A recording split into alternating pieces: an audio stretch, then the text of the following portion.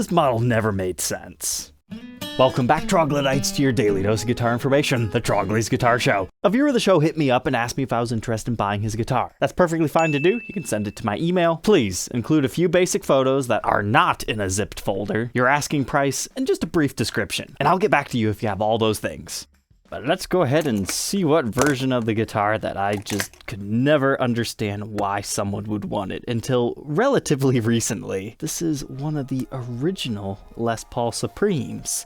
But it's a solid colored finish. What's the point? The Supreme is supposed to have super crazy ultra flame tops and backs. Beautiful. So what on earth is this? Solid colored top, solid colored back, solid colored neck, all that stuff. It's just straight up white. Well, that thought process was formed back when I had not experienced many of the Supremes. There was actually a point in time when I did not like the Les Paul Supreme. But you have to remember, the original Supremes are way different than the modern Supremes and way different from a regular Les Paul. I mean, look how chunky this thing looks. It's because this model features not only a carved top, but also a carved back, and they're completely chambered out, and they were the highest end Gibson USA product at the time from the Les Paul lineup.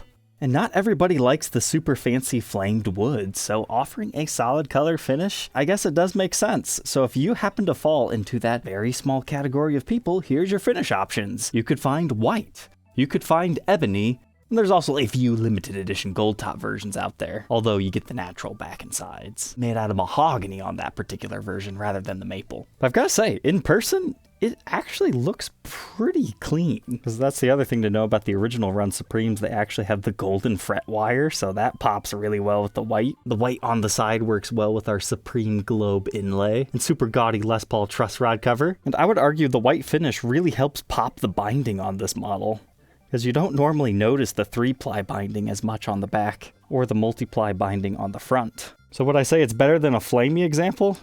I don't know. It just kind of comes down to personal preference. But seeing it in person is believing, so I guess I can understand why some guys would prefer this. But besides just the guitar, what did the early Supremes have going for them? You can't forget about the Supreme case. Not enough people realize this is a thing. This is way more premium than a standard Gibson case of the era. First off, these were birthed at the very tail end of Gibson USA having the case shrouds, but they continued on later than the regular cases. You've got the kind of crushed looking interior. It's way more premium. I wouldn't necessarily say it's that much more plush than regular, but you know, maybe a little bit softer. But check it, you get lid ribbons, 1, 2, and 3. These ones help support the hinges, and that's just a completely new thing on its own. You get a nice little compartment in here with the double neck rest. Suppose while we're in here, we can take a look at our case candy real quick. Les Paul Supreme. This one dates to 2006. This model first came out in the year 2003. And fun fact, Randy Leonard's dad, Floyd Leonard, you know, we talk about them all the time in the 80s. He actually helped develop the Les Paul Supreme. Within that family, they have the first Supreme. But now when we get to the exterior, I mean, it basically just looks the same to the average viewer. It says Gibson USA, but they actually have an additional latch. So you got 1, 2, 3, your combo lock, and your 4th back one. But, you know, just for good measure, they threw a 5th latch on it. It's always annoying opening these things because you forget about it. But this is my favorite feature. They give you this Ultra Duty case handle. It's bolted onto it, extra padded. I love these handles. So is the Supreme for everyone? Definitely not, but if you've always found a Les Paul is just a little bit too small on you, and you like the size of jazz box style instruments, it's kind of a good in-between model. But let's go ahead and throw it on the workbench to take an individual look at its parts and specs to learn a little bit more.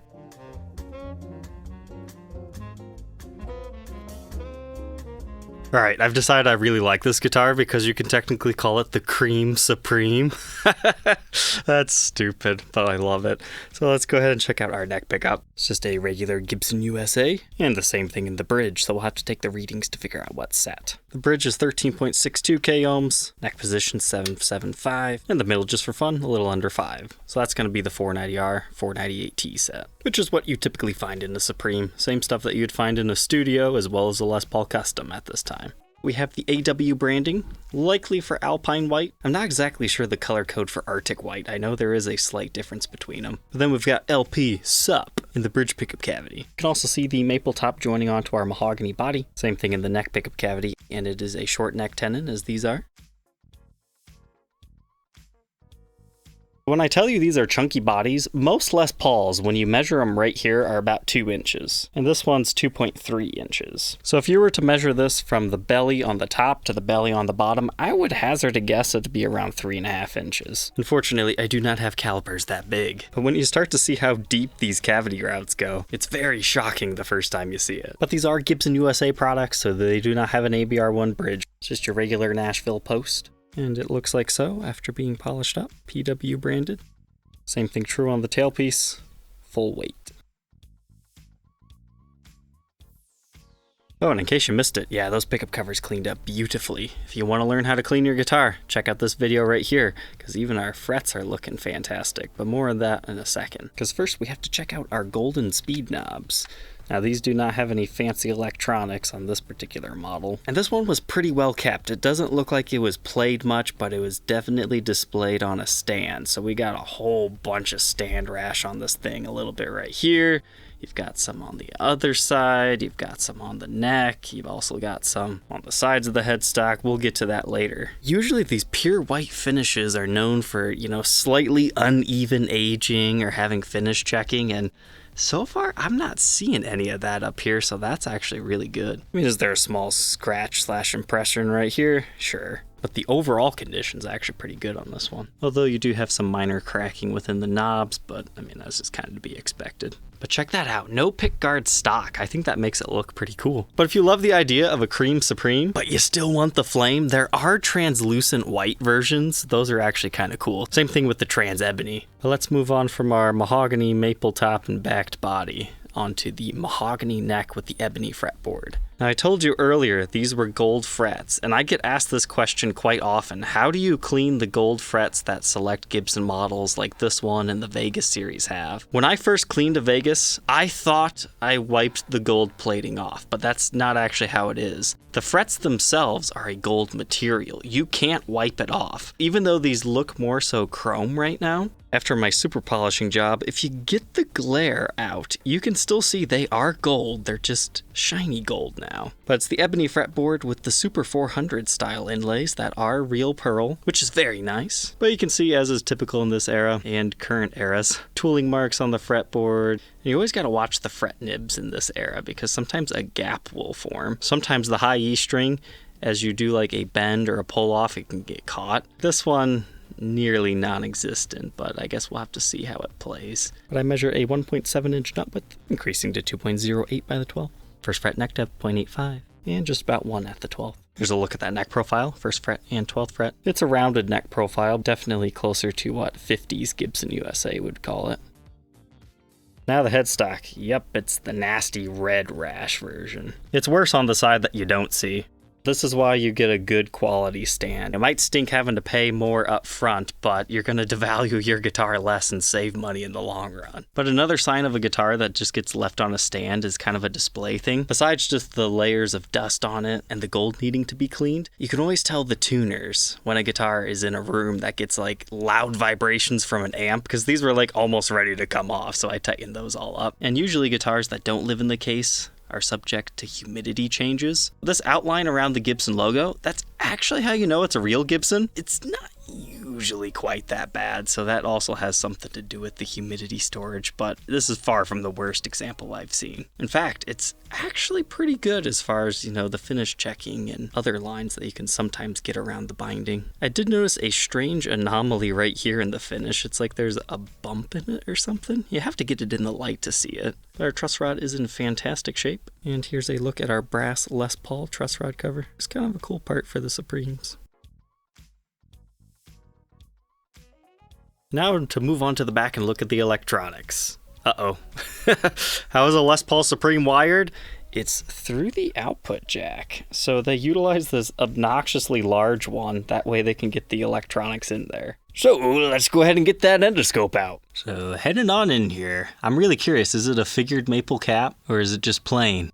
That's looking plain to me. Sometimes you can still find a figured one and you can just barely see it through the finish. But we can see the mahogany body that they just chambered out and then put the maple top and back on. But you can see how they carve away the back a little bit more to put the electronics in, because there's a step down ledge there. That's just all your regular wiring. I'm trying to get it further in there, but there's just so much in the way. But sticking my light in here, I can see that there's a chamber about like right here, and then it's closed off by a center block. And I would assume you've got the same thing over there. So that matches this Les Paul Supreme photo. In 2015, there was a Supreme that has F-holes. You'd have to check out one of those if you want to see the mystery other side. It's not advised to modify Les Paul Supremes because they're a little bit tricky to work on. But not impossible. Like, it's not as bad as you make it out to be. I would actually say it's easier to do it this way than to fish it through F-holes, but what do I know? Now that we've had our fun there, you can just appreciate the back of a Les Paul. So this is just like the top. It's carved, it's got that belly shape to it, except for there's no hardware or electronics. That's why lefty Supremes are kind of cool, because when you turn them backwards, it just looks like a regular Les Paul without anything on it. It's such a beautiful product. But once again, we were talking about the 3-ply binding. I think ES345 utilizes something similar. You don't find that in solid body electric guitars very often. This is just one of those models that happens to use it. Here's a good look at how chunky it is on the side profile. It also has the thin binding in the cutaway. These are just such massive guitars. That's why I say they're great for people who like arch tops but are wanting to try an electric and they just felt a Les Paul was a little bit too small on them. They're awesome for that application. Either that or get a bucket head Les Paul, but these are way more affordable. Here's a look at some more of that stand rash on the bottom. It's not too bad there. It's mainly just the one on the neck that's such a bummer. Now you might ask yourself, can you just wipe that off, Trogly? No, it's the finish. It's been melted. It's a chemical reaction. We call it a burn mark because that's literally what it is. And how bad it is depends on the stand material, but it essentially just liquefies it. So sometimes you'll just straight up be missing the finish, but this one's just like a red lipstick mark. And it looks to me like right here, a stand got it. It's either that or it was a ring or something. We've got some sort of a blemish on the back of the neck. But you will notice that there is a lot of yellowing in this area, especially on the headstock. But besides that, the white finish has actually aged fairly evenly on this guitar until you get to this area. We've got some minor finish checking by the neck joining area, as well as a little bit by the nut there. And the worst area of it right here, but it's just the outline of the nut, nothing to worry about. And it looks like 024260516 maybe? It's hard to read, but nothing looks nefarious here. That's just how some of these white guitars are. And we've got our regular Golden Grover tuners, not locking or anything. But how much does the Dream Cream Supreme weigh? 9 pounds, 9 ounces. Let's go ahead, plug it in, hear how it sounds.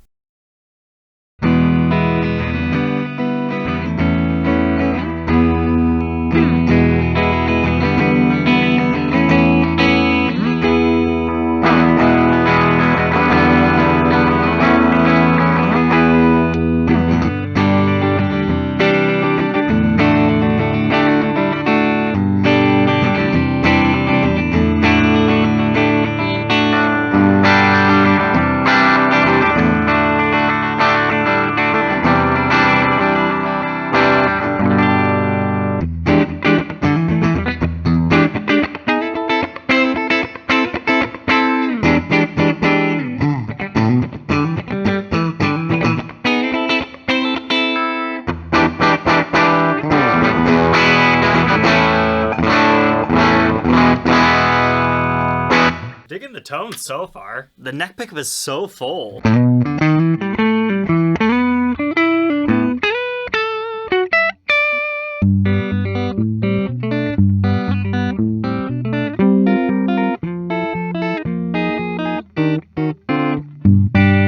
That bridge is raunchy.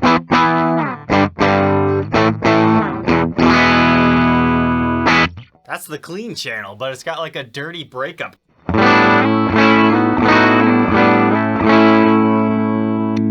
Then blend them together.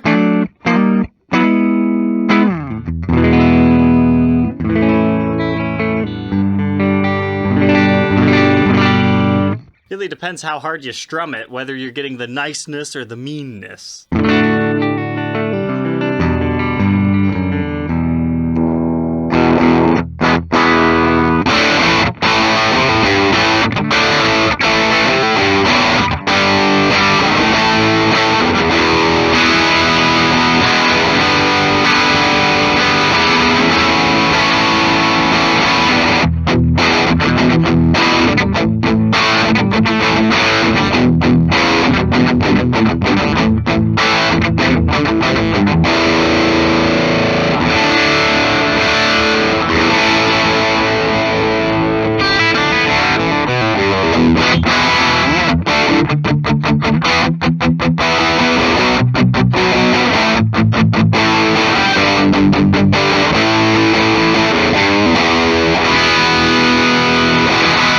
nice and hard rock.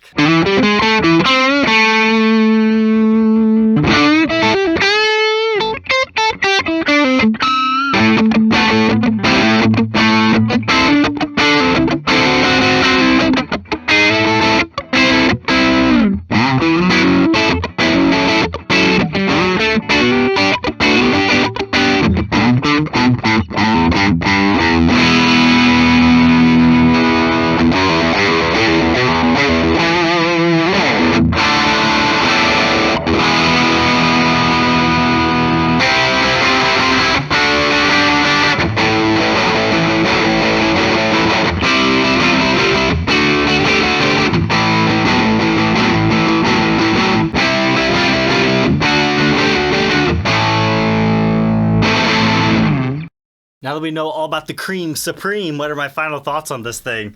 Now, just because I gave it that doofy nickname, I've really come to appreciate this way more than I have in the past.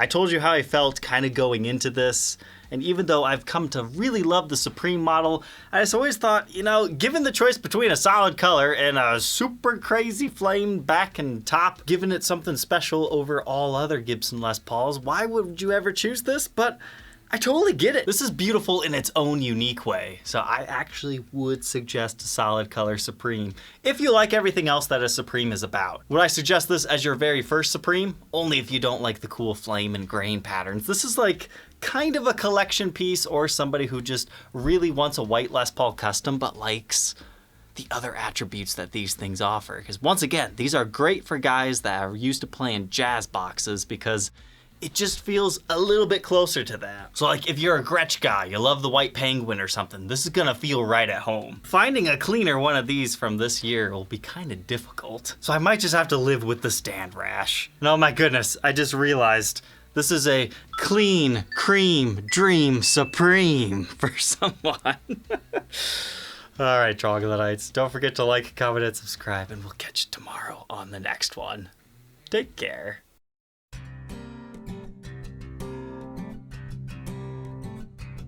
If you enjoyed tonight's episode, consider subscribing. I post videos like this every day. And you might even enjoy this next one.